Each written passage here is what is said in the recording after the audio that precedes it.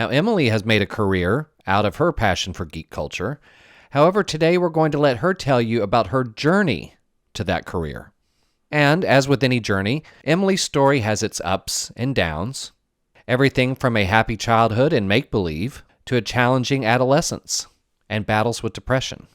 But through it all, her love of geek culture was always a constant, and it was instrumental in getting her where she is today. Now, I've heard people say things like, Harry Potter saved my life. Now, to someone who doesn't understand geek culture or doesn't connect with it, they may hear something like that and consider it an eye-rolling exaggeration. But geek culture has that kind of power. Stories that allow someone to escape and characters people can relate to. Those things can truly be lifesavers.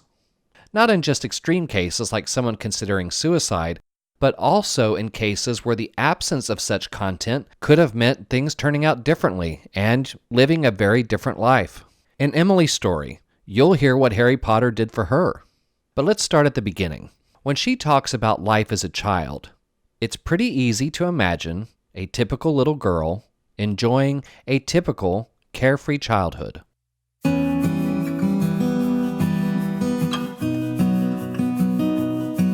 Growing up in Simi Valley was really like, your typical idyllic nuclear family experience of, we had a cool house with a big backyard. My parents hosted parties and birthday parties and barbecues. And, I always had a ton of friends and a ton of fun growing up. It was such a cool place to be able to start my imagination. I call it imagination exploration of climbing around in my trees and playing pirates or playing things I saw on TV, eventually playing Star Wars after I discovered Star Wars. The same was true when we moved to Paso Robles. I grew up in a place that was really pretty rural at the time. And, I spent a lot of time outdoors, mostly by myself. Just playing pretend and thinking about stories and thinking about the things that I was into. Some of those interests came from friends, both boys and girls. At this point in Emily's life, it wasn't hard finding friends with similar interests. My friends growing up were kind of like a really cool amalgamation of people. A lot of it was kids from school, girls from school mostly. And then we grew up on a street that only had boy neighbors. And so I kind of got to have this cool experience of, I had girlfriends from school and we would play Barbies and do makeup and dress up and, do dress up pretend. But then when I went home, I would play Matchbox cars or trading cards and watch Star Wars and play video games with the neighborhood boys. The first major fandom that I remember being super into was Star Wars. I think we had Empire on VHS, in the 90s. And my parents took me to see the re-release in the theaters, which was really cool. It was really neat to see the original trilogy in theaters. And for me, Leia was just the coolest. I really liked Han too. He was, everyone liked Harrison Ford. He was my first celebrity crush. But to see Leia, a woman who was both beautiful and smart, but also extremely capable and kind of sassy, that just really spoke to me. Even at a really young age, wow, women are more than just princesses that need to be rescued. And after Star Wars, I just, everything Star Wars was cool to me. So I had a cool, growing up, I had a lot of friends who were into a lot of different things. And I just was lucky enough to kind of, I was a go with the flow kind of kid.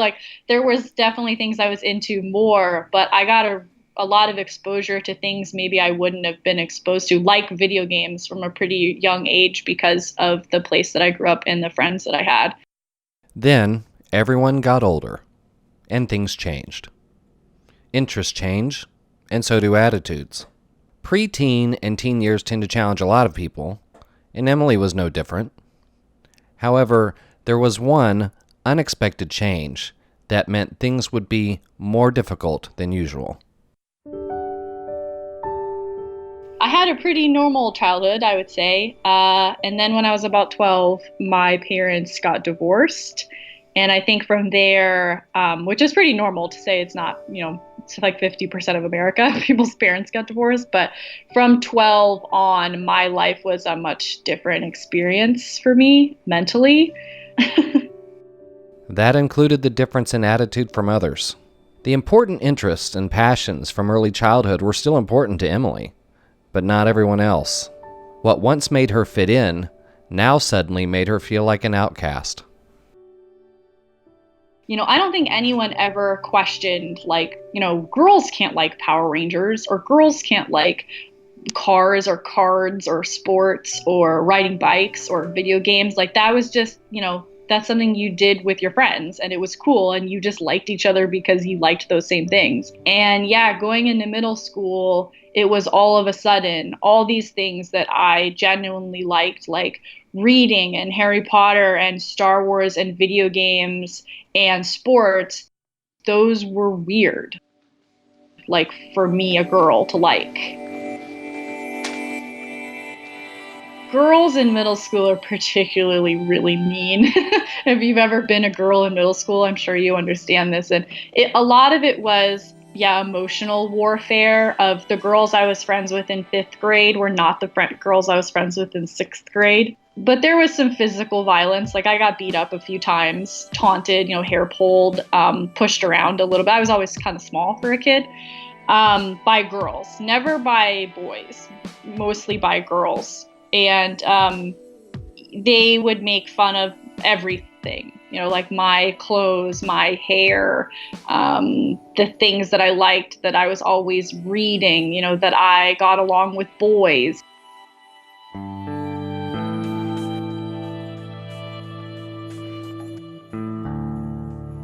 I don't know, like, it just didn't make sense to me, like, why I wouldn't like the things that I liked. I didn't try to change. I'm glad I didn't try to change myself to try to fit in. I was lucky enough that there was other people at my school, like, who liked Harry Potter, or who liked anime, or who liked video games, who were also girls or boys, whatever, that I could still be friends with.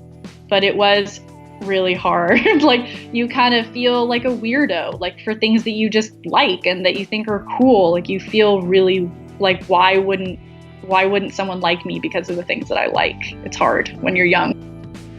And why didn't she change?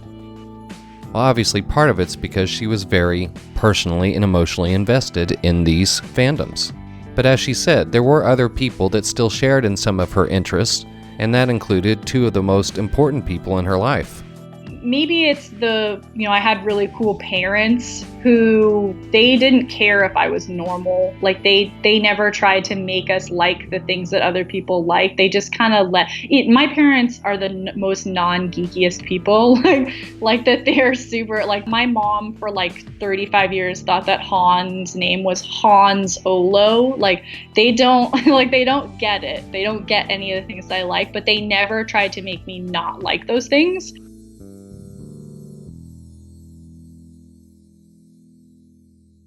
Yes, the middle school experience was different, but high school came with challenges of its own. It's not uncommon for people to worry about things like how they'll fit in or what people will think of them. More importantly, how would that influence the way they're treated? High school didn't bring the same kind of experience as middle school, yet in a way, this experience seemed worse. In high school, it became less about that they cared about what I thought and did. It was more that they just didn't care about me at all. And I think that's almost worse. Like, I've heard that spoken before. Like, it's, at least if they are, making fun of you or paying attention to you, they are paying attention to you. But in high school, if they just don't care about you at all, that's almost worse. Of that, you're like, wow, I'm so weird that I don't even make their radar. And I think for high school, for me, after my parents got divorced, I was in 8th grade. So that's like a really hard time for your parents to get divorced. Like, your body is changing. Like, you're going to go to this new crazy experience of high school. Like, it was a really sucky time, like, for my parents to get divorced. And then going into high school, I had always suffered from anxiety since I was a little kid. And then starting in my like sophomore or junior year of high school, I started to get my first major bout of depression, as well as my borderline personality disorder started to manifest.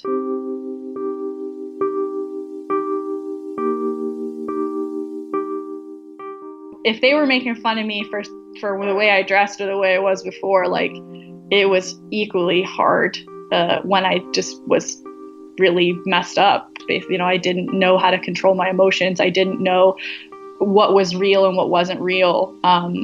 It was a really scary time for sure.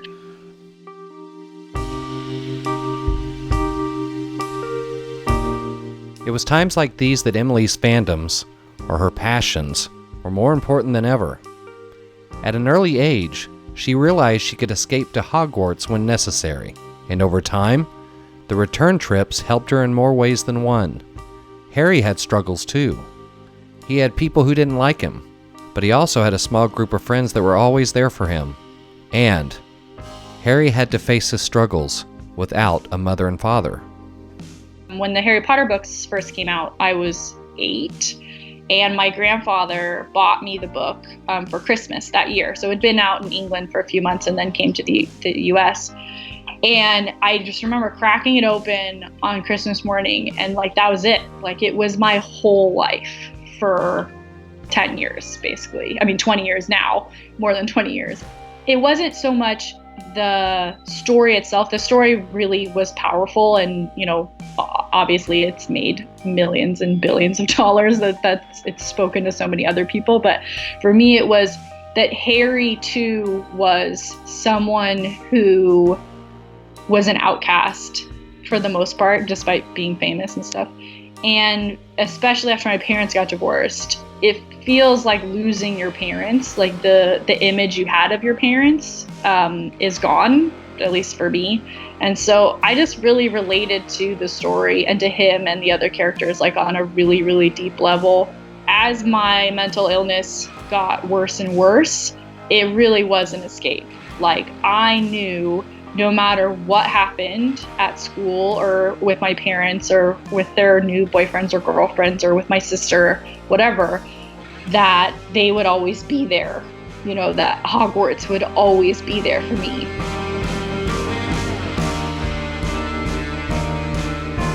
It's not like either of my parents went away. They didn't pass away or move. Like my dad literally moved a mile away from us. He was still my soccer coach. Like we still all saw each other. I think it was for Harry, he never knew anything about his parents. And then you kind of have this idyllic look at your parents on who they were. And same for me. I thought my parents had a perfect marriage, that they were perfect. I think everyone kind of thinks that. And then as Harry learns more, especially about James, his dad, that he was kind of a dick, like that he messed with Snape a lot and was just sort of a jerk a lot of the times. You get a different image of your parents, but that doesn't make you love them any less or that they love you any less. And for me, I took great comfort in that, that your perception of your parents and your parents themselves change. That doesn't affect your relationship with them, that you'll always be their child. And especially with Harry, we see his parents in kind of like ghost form a few times. His parents, despite never really getting to know him, that they just still loved him and cared about him. Yeah.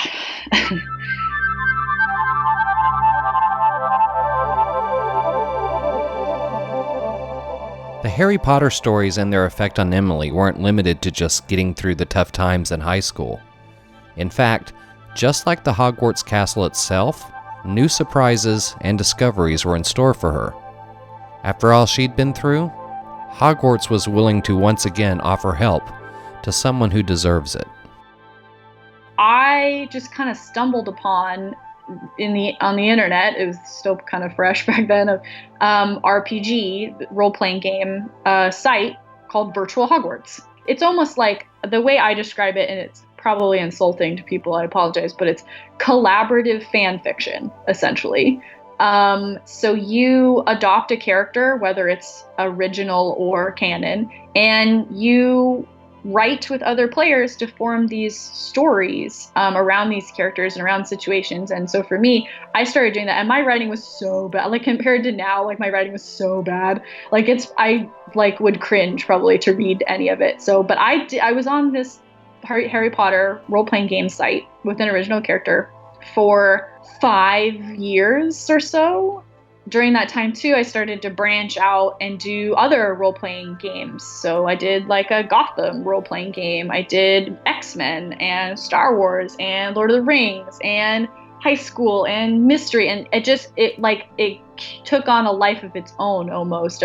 There was times probably in high school where I was writing between 1,000 and 5,000 words a day for these sites. And it astronomically improved my writing and my perception of myself, of like, wow, you're really good at something. And I joined the school newspaper in high school. I was the editor-in-chief of my newspaper my senior year because of all this writing that I'd been doing and practicing every day of writing. And I mean, I still do it like this. It's been, I mean, how old am I? It's been basically 16 years of writing every day. And as a writer, any writer will know that writing every day is super hard. It's like one of the hardest things as a writer to do. It turns out Harry Potter was more than just a book for her. And this newfound inspiration was more than just a high school hobby. It ended up putting Emily on a path where fandom was going to be more than just a passion. It was going to become an even bigger part of her life.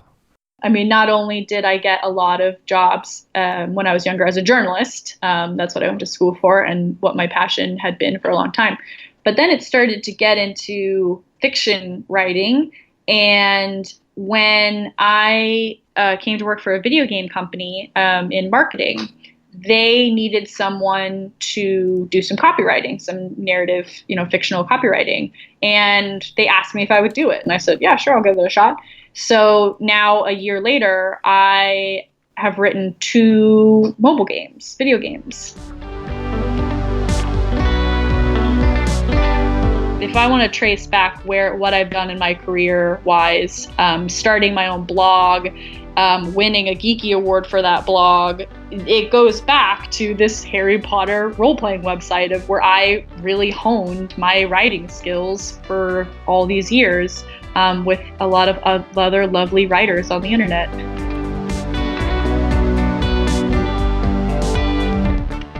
Over time, fandom changed a lot of things for Emily. And then eventually, things changed for fandom.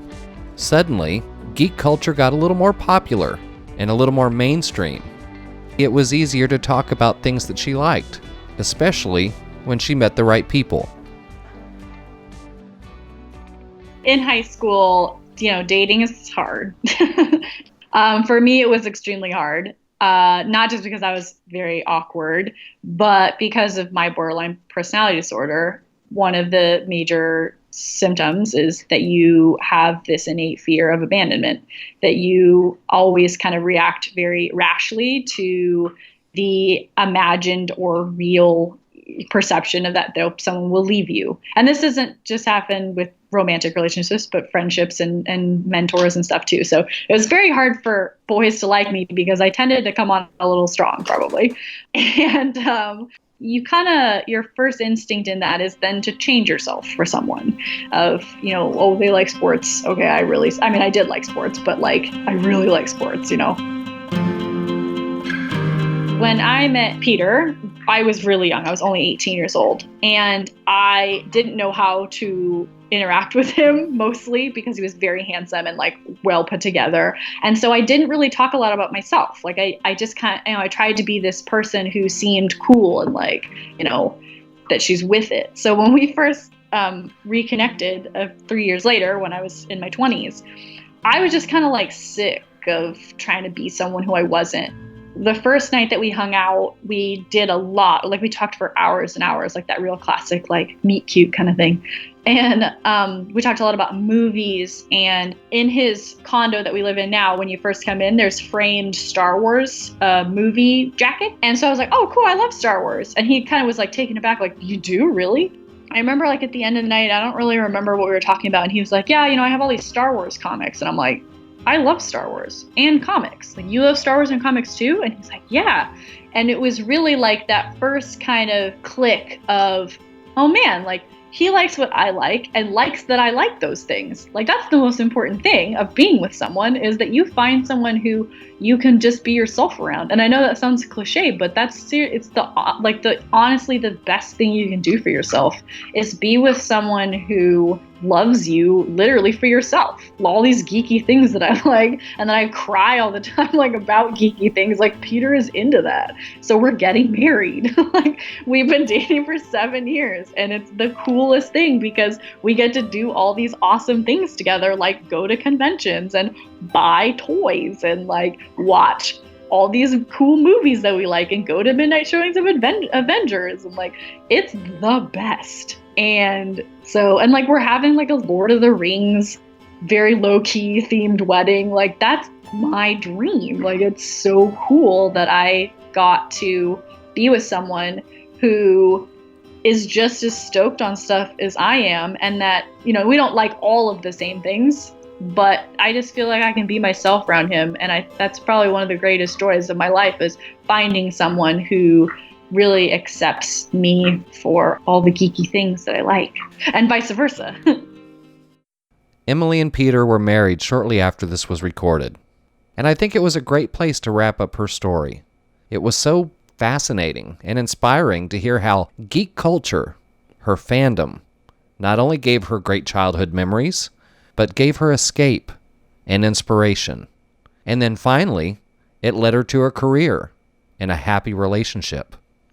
Now, it gives her deep reflection and new hopes for the future. I feel like I won the lottery a little bit. Like that, yeah, the tough times were really bad. And there were some times where I didn't really think that I was going to make it.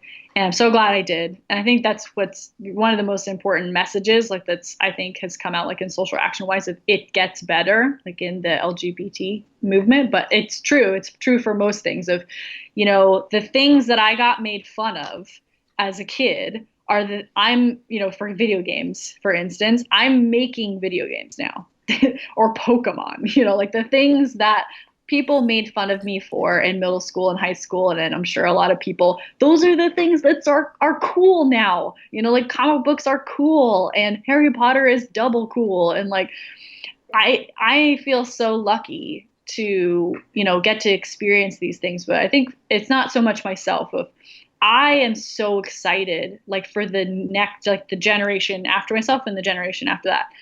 When I was sitting in the theater for before The Force Awakens, and I could see little girls sitting in the theater, and like I'm gonna cry right now too thinking about it. I was like crying even before the movie started, because these little girls get to grow up in a world where girls get to be Jedis and girls get to be the heroes, and you know, little girls seeing Wonder Woman. I am so glad that geek culture, I mean, there's still problems. There's always probably going to be problems with people. But for the most part, geek culture has evolved to include people like myself, and that, you know, my little cousins don't have to feel ashamed that they like comic books or video games or Star Wars anymore. Like that they're the cool ones now. You know, we're the cool ones now. Things definitely did get better for Emily. And the good news is, she's able to be just as passionate, if not more, about the same fandoms she discovered when she was a child. And even though we're wrapping up her story today, there are still several more chapters she plans on writing. Today, she finds herself looking back on it all and hoping that her work can one day inspire or help someone else. Wonder Woman has always been an incredibly positive character. Getting to see her on the big screen and knowing that there's more coming and knowing that they did her right, that is so cool. It makes me want to be a better creator too. Like the game that I'm working on right now is for a girls major brand, a major girls brand. And it, you know, these kinds of things like Carrie Fisher and Wonder Woman and all these cool lady characters and actresses and activists, it makes me want to make this game the best it possibly can, because I know that little girls are going to play it and going to read what I wrote and I hope, be inspired by what I have done. So it definitely still inspires me to keep creating and to keep pushing for the things that I want to see. I think there's a quote, like, I forget who said it, but, you know, I didn't see the kind of movies, or I didn't see the kind of things that I wanted, so I made them myself. And I think a lot of us, especially women, but men too, the internet has given us that now, of publishing and creating is such a big open space now, that if you don't see a character that you like, or that relates to you, or that looks like you, or is you, make it yourself. And for me, that's still, I hope that I can make a big contribution like that someday, of where someone is reading my book or my game and they're saying, wow, this is the first time that I've seen myself in something.